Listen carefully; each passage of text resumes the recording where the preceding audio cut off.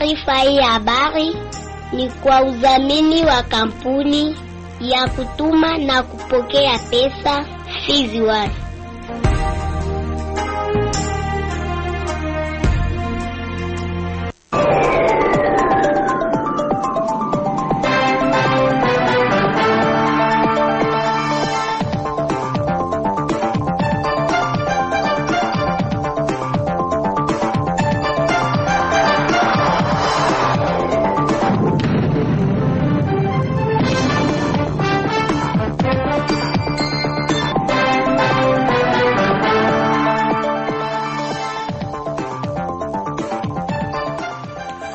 Amani ya Mwenyezi Mungu iwe pamoja nawe msikilizaji wa Radio Kivu popote pale ulipo. Ni kwamba matumaini yangu makubwa kwa mzima wa afya na unaendelea kutusikiliza majira kama na haya. Na kukaribisha kuweza kusikiliza uchambuzi wetu wa habari, uchambuzi wa managubiko na ukurasa wa habari muhimu hii. Uchambuzi wa habari toka waandishi wetu mbalimbali, makala ya michezo na burudani pamoja na habari za kitaifa na zile za kimataifa. Msomaji wako ni Omari Makelele Ozile, merci mbele chipa mali kuna kutokuwa chini mitambo. Isake Mlucha Ashibe na ukurasa wa habari muhimu. Nasema karibu na tuambatane kwa pamoja mwanzo hadi tamati.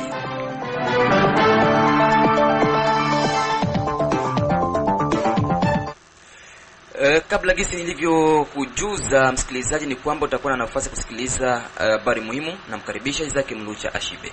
Naam, asante sana Omari Makelele Ozile. Kwenye habari muhimu kwa siku ya leo tuanzie hapa katika mji wa Baraka. Ni kwamba baada ya korti kuu ya kijeshi nchini Jamhuri ya Kidemokrasia ya Kongo kutoa hukumu ya kifo dhidi ya rais mstaafu Joseph Kabila Kabange mnamo Jumanne hii ya tarehe 30 Septemba 2025, hatimaye raia waibuka na maoni tofauti kwa ajili ya hukumu hiyo.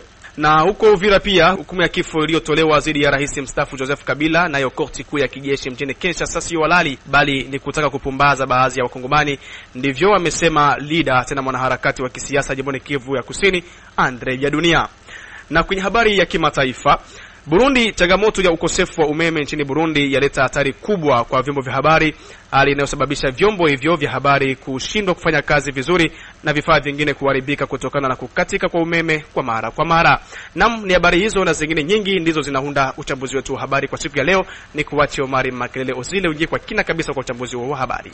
Shukrani sana Isake Mlucha Ashibe. Tuingie sasa kwa undani wa uchambuzi wetu wa habari ni kwa kina, tukianzia katika mji wa Baraka. Ni kwamba kazi za Salongo bado ni zenye kuendelea kama ilivyopangwa na raia wazidi kuwajibika kama ipasavyo, ndivyo amesema meya kwa muda wa mji wa Baraka baada ya baadhi ya raia kulalamika kutokana na kutokufanyika kwa kazi hizo. Mari Mukanja Swaze, meya kwa muda wa mji wa Baraka, amewataka makapita kuhimiza raia wa eneo lao siku ya Ijumaa wiki hii ili kazi hizo zifanyike kama kawaida. Kazi ya Salongo hayakufa, kazi ya Salongo inaendelea na niko nazidi kuambia wakapita, niko nawalamika kila siku kwa radio. Niko na Salongo haifanyiki na ni upuuzi ya wakapita.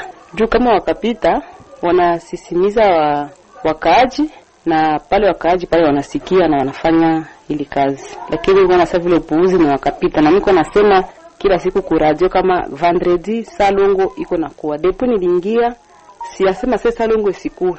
Nilisema gisi tulikuta Salongo iko vendredi na njoo leo vendredi itakuwa natumikiwa Salongo kama kawaida yake.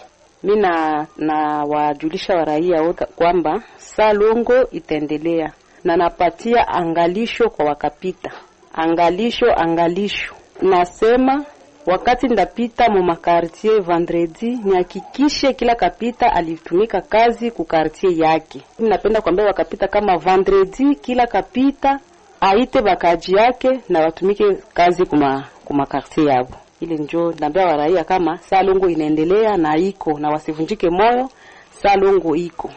Upande mwingine Bi Mari Mukanja Swaze, meya kwa muda wa mji wa Baraka, ameongeza kuwa hivi karibuni barabara zitaanza kufanyika kupitia pesa ya tozo ya taxe conventionnelle inayolipwa na wafanya biashara. Tuko na projet ya taxe conventionnelle na ile kazi na bapata tukamwangaza kidogo, mwezi siku 2 ile kazi itaonekana mvile tu ya Baraka. Hiyo kazi tunaisible ku antenne RTL kuanzia pale ku parcelle ya maire de la ville titulaire kushuka kwa antenne ya RTL mpaka kuchini ku CNSS. Ndio tunaomba wafanyabiashara waendelee na wakwe ile moyo ya kutoa juu bila wao hatuwezi endelea. Na nawashukuru tena kwa ile moyo walifanya kwa kuchangia tuendeleshe vile tu ya Baraka, na wapongeza sana zaidi tena zaidi, na tuwe pamoja ili tuendeleshe mji wetu wa Baraka vizuri. Tubaki tu katika mji wa Baraka ni kwamba baada ya korti kuu ya kijeshi nchini Jamhuri ya Kidemokrasia ya Kongo kutoa hukumu ya kifo dhidi ya rais mstaafu Joseph Kabila Kabange Jumanne ya tarehe 30 Septemba 2025, hatimaye raia wameibuka na maoni tofauti. Wakizungumza kwenye microphone za Radio Kivu, raia wa mji wa Baraka wamekuwa na maoni tofauti. Wamoja wameunga mkono hukumu hiyo, huku wengine wakiona hukumu hiyo kuwa haina maana yoyote. Mimi hiyo hukumu naona ni halali tena ni sahihi. Sababu gani? Mtu mstaafu wa nchi tena anajiunga pamoja na uasi, sio vitu vizuri, na korti kuu imefanya vizuri ahukumiwe, sababu mwingine tena akifanya hivyo kesho wa mhukumu. Ndiyo, tuliona watu wanatumiwa kwa makesi fulani na anapewa hukumu, na ile hukumu anapewa ile hukumu na anaonekana anapangiliwa na miaka yenye ataishi, na anaonekana sema anaingia mprizo. Sasa tunaona mtu mwenye anapewa hukumu atumtambue kama eko fasi gani ndani ya Kongo haiko. Sasa ule hukumu yake tunauliza, sasa hukumu ya ule mtu anapewa hukumu eko wapi kwa sasa hivi? Kumpatia mtu hukumu na kabla hajashikiliwa, kwa ngambo yangu mimi naona haina maana. Kufuatana na hukumu ambayo imetolewa kwa ajili ya rais wetu mstaafu, kwa kweli hii mambo iko yenye kutushangaza, sababu hatuelewi kama ni kitu gani ambacho kinasababisha rais kujikuta anaungana na maadui kwa miaka ambapo ametumika na kwa muda ambapo amefika kustaafu kama vile rais. Sasa hatukujua kama ni lengo gani lilisababisha yeye kufanya vile. Kwa nchi zingine hatuyaonaka mambo kama na haya, rais mstaafu kisha tena ajirudilie kujikuta kama anaunda chama kingine cha waasi kwa ajili tena ya kupindua Kongo ikuwe tena na jina lingine. Hiyo mambo inatushangaza sana. Ni lazima kabisa apate hukumu hata kama hajashikiliwa.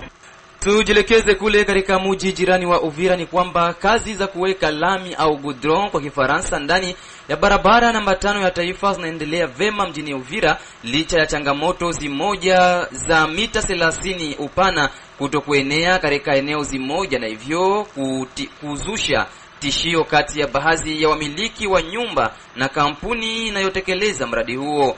Kwake Emmanuel Abedi, mratibu wa vuguvugu Machozi ya Raia mjini Uvira, anaanza hapa kuonyesha namna harakati zinavyofanyika. Nawaza kwamba Uvira tuko na barabara mbili ambazo kwa mwango ya construction, na zile barabara mbili huko RN5 na RN30. RN30 inakamata Rond-Point kwa Uvira mpaka kule chini kwa Frontier.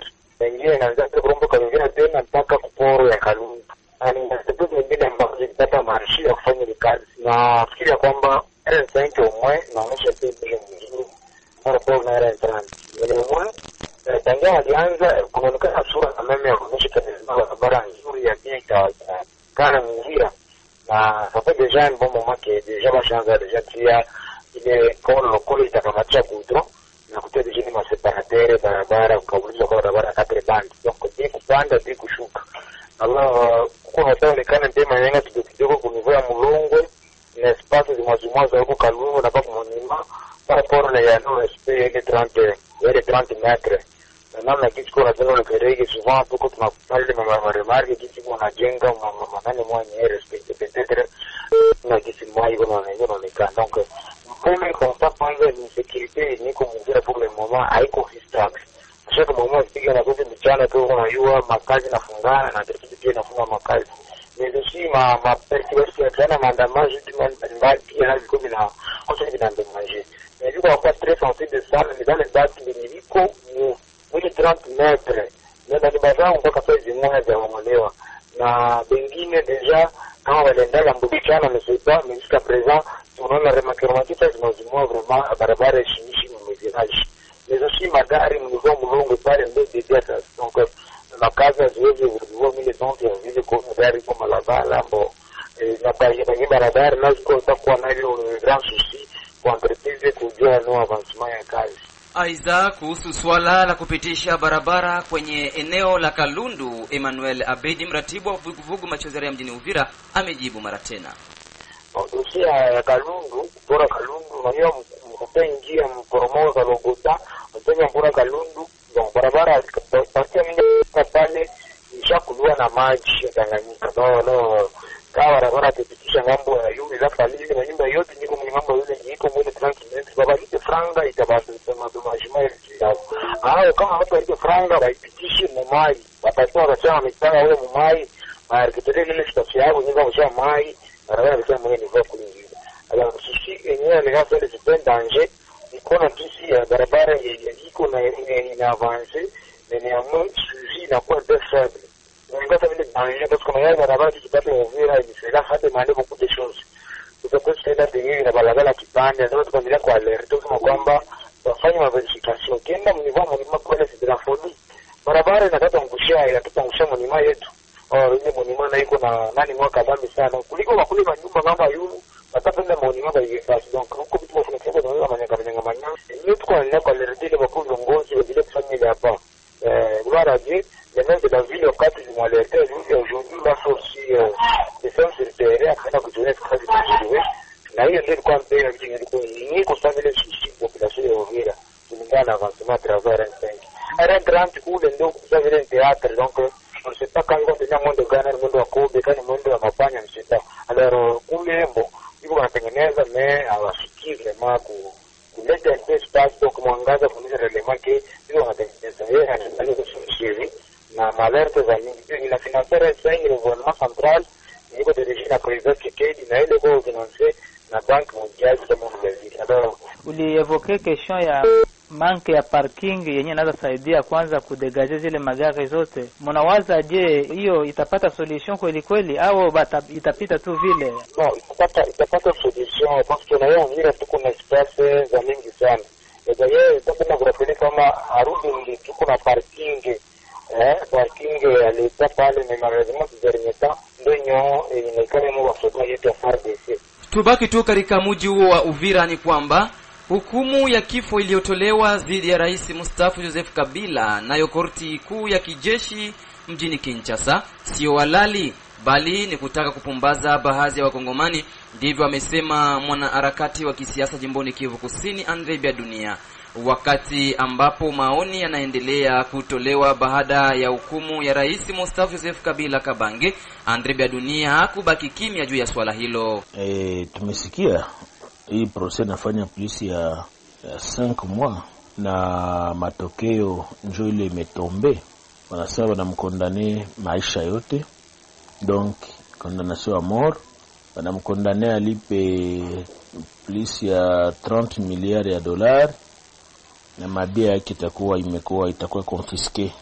Kesho tunajiuliza eske bakubwa ya Kongo wanajirapela kana benye balifanya na benye biko wanafanya. Kuko charte pacte yenye ilikuwa signé 1976 juu ya kuabolir peine de mort, na Kongo iko ilisigné moratoire ya kukubali ile, na depuis ce temps Kongo hayaweza kuexécuter mtu a partir ya mambo wale exécuter watu ni wakati ya Kabila le père, mais depuis ba Felix na wengine balikatala bata exécuter katana watu. Mais kuko vitu iko nafanya bienye vina jiapparenter kwa ile pacte ya kutoko exécuter watu. Ça veut dire que condamnation ambayo wamekondane Kabila inaenda en dehors ya katiba kwa kipengele yake ya 215, article 215 yenye nasema kwamba maloi zenye ziko sur le plan international ziko na supremacy, yani ziko yulu ya maloi yenye liko local. Donc loi za pays yetu ziko chini ya mamlaka ya maloi zenye Kongo ilisinye ku niveau international, alors que Kongo ilishakubali kwamba haitakuwa inafanya inexécuter peine de mort. Wanamkondane Kabila peine de mort, ce qui veut dire que ile condamnation yake iko kwanza anticonstitutionnel et iko contraire na maloi zenye zinarejire communauté internationale. Hata hivyo, upande mwingine alipoulizwa juu ya kumhukumu Joseph Kabila kwa kisa cha kuwa anasapoti AFC M23 na wakati wako wote tena katika mazungumzo ya Doha, Andre Biadunia amejibu. Aspect ya pili, wanakondane bwana Kabila wanasema kwamba ana faire partie ya mouvement insurrectionnel ya M23 pour dire Kabila ni umoja wa AFC M23. Mais muna mukondane alors que muko mupurparler naye, mko maongezi na ile kikundi kenye munasema kwamba natumika na kenyewe. Na presida wetu alikuwa Etats-Unis, New York, kwa Assemblée Générale ya Nations Unies. Alisema mwenyewe kwamba bako mpurparler ya kuéchanger ba prisonniers de guerre, ba prisonniers na vingine. Bama batoke kwa Kinshasa, bataenda Goma, na bakitoka Goma bataenda kotea Kinshasa.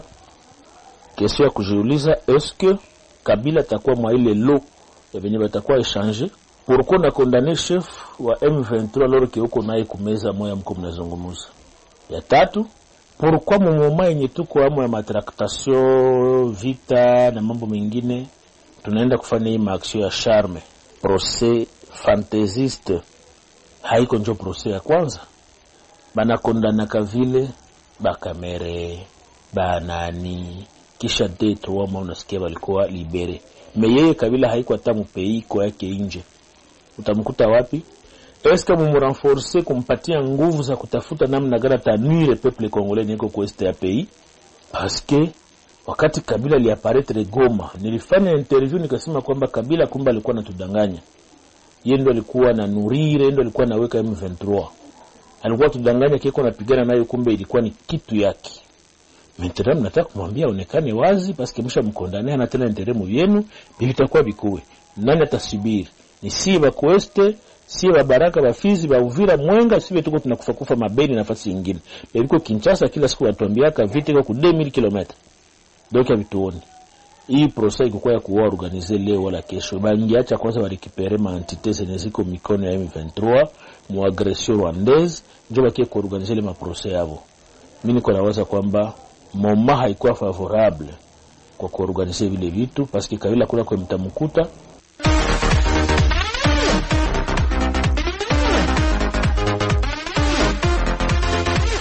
Hivi sasa msikilizaji, tunajitupa viwanjani na mwenzetu Sudi Valentine. Shukran sana kabisa mpenzi msikilizaji wa redio ya kijamii Kivu. Leo kuna ukurasa wa habari za michezo. Tuanze hapa katika mji wa Baraka ambako mechi za kirafiki zitaendelea kupigwa wiki tunayo, ambako ni siku ya Jumamosi ya tarehe 4 Oktoba mwaka 2025, ambako mechi ambayo inapangwa kupigwa siku hiyo ya Jumamosi ni kati ya klabu ya Academique Michel dhidi ya muunganyiko wa wachezaji hapa katika mji wa Baraka. Lakini siku ya Jumapili klabu ya Osima Sansi Njaua nao vile vile watazokabiliana vikali dhidi ya muunganiko wa wachezaji wa hapa tu katika mji wa Baraka. Habari hizi za mechi za kirafiki ili kuandaa msimu mpya 2025-2026 zimehakikishwa na mwenyekiti ambaye anasimamia soka hapa katika mji wa Baraka, ambaye ni Matete Songolo Clovis. Wiki iliyopita tuliandaa mechi za kirafiki kati ya Academique Michel na Osema Sanze. Ilikuwa Jumamosi na Jumapili. Hivyo tena tunaandaa michezo za kirafiki tena wiki hii tarehe 4 na tarehe 5 za mwezi wa 10. Timu ya Academique Michel watacheza na selection ya Cercle de Football de Baraka, yani entité yangu hapa mji wa Baraka. Ni dimanche le 5.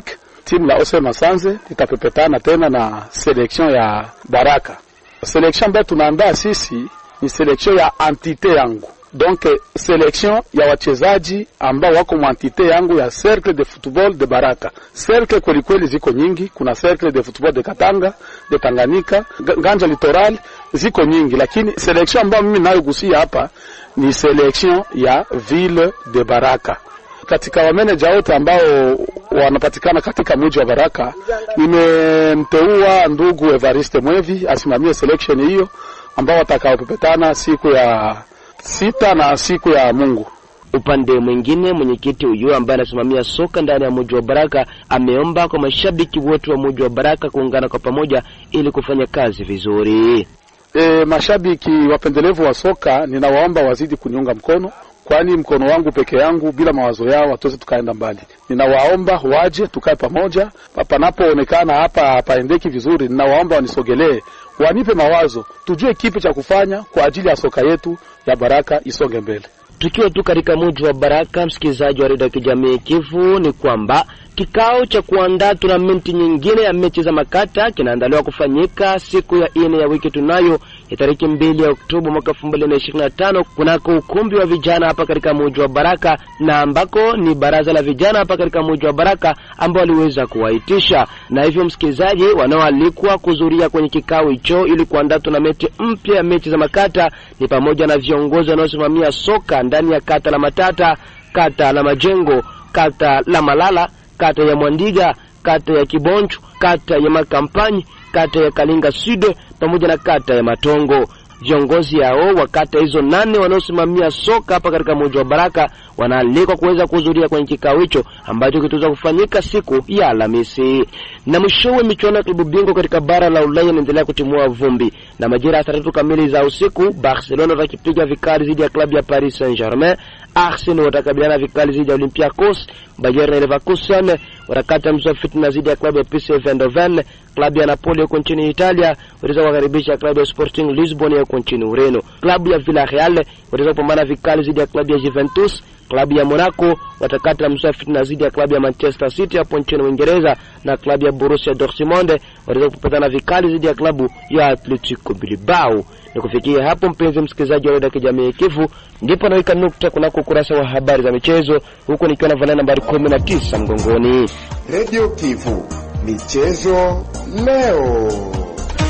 Asante sana Sudi Valente kwa habari za michezo. Msikilizaji, ndipo unakuja kujiunga nasi, unaendelea kusikiliza uchambuzi wa habari za Radio Kivu katika mji wa Baraka kupitia masafa ya FM kunako mita 93.0.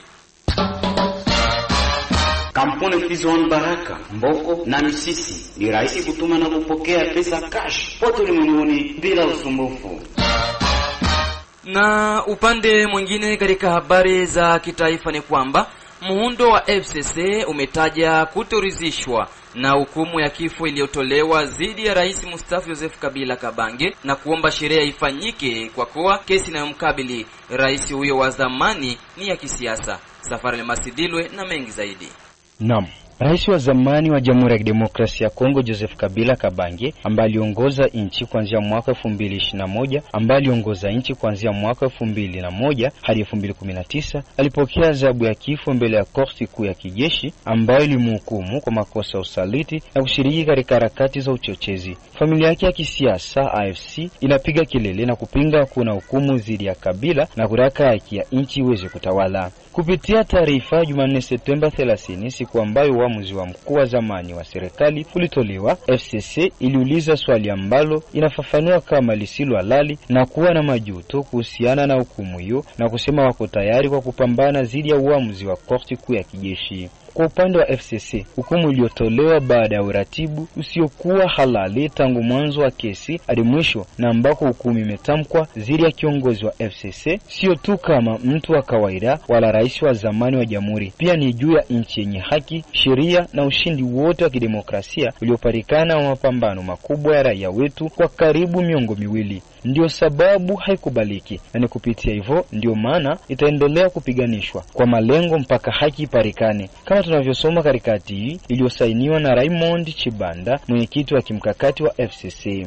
Jukwaa hili la kisiasa la Joseph Kabila ambalo liko uhamishoni linaamini kwamba uamuzi uliotolewa na mahakama kuu ya kijeshi umeamuriwa na yule ambaye amejivika mamlaka asiyopingika na ambaye amehimiza kuongoza nchi yetu vizuri na yenye thamani kwa woga, kama inavyohakikishwa mara kwa mara, hasa kupitia mauaji ya Kilwa na kupitia wazalendo wenye itikadi kali kutoka Goma na kwingineko. Katika uamuzi wake, korti ya kijeshi ilitaja kutokuwa na wazifa wa kujaji baadhi ya madai dhidi ya Joseph Kabila. Inahakikisha kwamba uko Goma na Bukavu aliendesha mkutano halisi ili kuongoza wasama ambako alifanya ukaguzi katika vituo vya mafundisho vya waasi wa AFC M23, na alikuwa mkuu wa harakati za waasi ambazo zinajulikana nchini tangu waasi wa Mutebusi. Korti inamchukulia kama mkuu wa AFC M23. Kuhusu mjadala kutokana na utaifa wake, upande wa wakilishi wa umma ima parti civil imemtaja Joseph Kabila kama mwenye asili ya Rwanda. Korti ilitangaza kuwa ikutoa uamuzi juu ya swala hili. Ilielekeza maombi haya kwa serikali na kubainisha kuwa itaamuru tu kwa utu wake. Korti kuu ya kijeshi pia ilikataa ombi la unyang'anyi wa mali ya Joseph Kabila iliyotakwa na mkaguzi mkuu wa FRDC.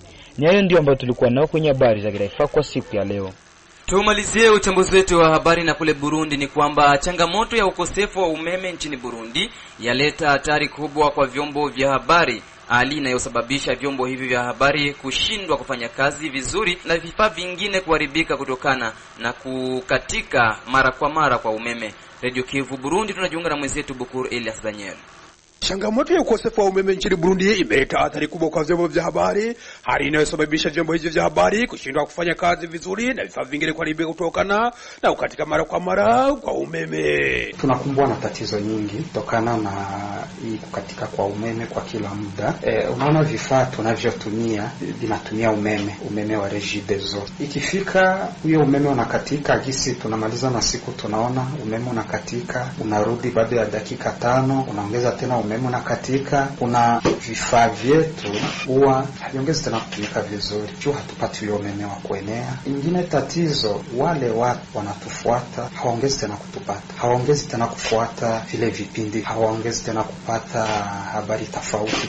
Na ingine tatizo, tena tatizo kubwa sana kutokana na kukatika kwa umeme, vifaa vyetu kama ma computers au na vingine vifaa tofauti huwa vinaharibika kutokana na huyo umeme unakatika, unarudi, hatujui unarudi kwa kiasi chapata aje, hivyo vifaa vinapata tatizo, vinaharibika. Na unaona hivi vifaa vya tunatumia hapa ni vifaa viko bei. Tukipoteza kimoja wala vifaa viwili wala vifaa tofauti, unasikia ni tatizo kwa kampuni yetu. Tunachokiomba ni kimoja tu, serikali tusaidie na wale wanaweza kutoa mchango wao ili tuweze kupata umeme kwa kiasi kizuri, ili tutumike vizuri, tufikishe habari raia na vipindi tofauti kutoka nje. Tunaomba sana shirika Regideso, shirika la ugawaji wa umeme, watusaidie huyo umeme uweze kupatikana vizuri. Nikiripoti kwa niaba ya Radio Kivu Baraka kutoka nchini Burundi, Bukuru Elias Daniel. Ni kupitia ripoti yake Bukuru Elias Daniel ndipo natamatisha uchambuzi wetu wa habari za siku ya leo, na kushukuru msikilizaji kwa kuweza kunitegea sikio mwanzo wa tamati. Vile vile sitakosa kushukuru jopo nzima waandishi habari wa Radio Kivu na msaidia kujiandaa. Mimi ni Omari Makelele Ozile, nasema asante na kwaheri.